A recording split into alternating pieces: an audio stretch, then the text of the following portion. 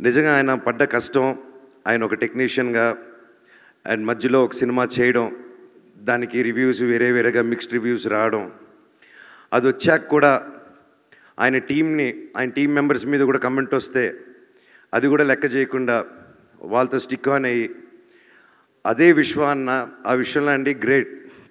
ఒక సినిమా వాళ్ళ సొంత ప్రొడక్షన్లు అలా అవుతూ మళ్ళీ ఆ సినిమా కంటే ఇంకా పెద్ద సినిమా చేస్తూ దానికి సపోర్ట్ చేశారంటే నిజంగా అది ఎంతో పెద్ద గుండెంటే తప్ప చేయరండి. అది నిజంగా హ్యాట్స్ ఆఫ్ విశ్వ గారు. నేను ఎప్పుడూ చూడలేదండి ఎప్పుడు ఇలాంటి మనిషిని నేను.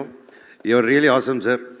నన్ను కానీ ఆ టైంలో ఆయన చెప్పినట్టు హనుమాన్ రాకముందు, ఆ టీజర్ రాకముందే తేజాని నమ్మి, నన్ను నమ్మి, ఇంత పెద్ద సినిమా డైరెక్టర్ గారిని నమ్మి, ఎంతోమంది చెప్పుంటారు మనం వస్తే ఎందుకు సినిమా ఆడి చాలా రోజులైంది సినిమా చేసి ఇంత పెద్దది ఏంటని 100% చెప్పుంటారు. ఆయన అదంతా దాటి కూడా కేవలం ఒక టాలెంట్ని నమ్ముకొని, నా మీద నమ్ముకొని ఈ సినిమా చేయమని రోజు నీకు ఎక్కడికో వెళ్తావు, ఇది నమ్ముతావు, నువ్వు చేయాలంటే 100% నన్ను నమ్ముతున్నాను, డైరెక్టర్ గారి మీద నమ్మకం ఉంది. నన్ను ఒక 3 years నిలబడి చేశారంటే హ్యాట్స్ ఆఫ్ సార్.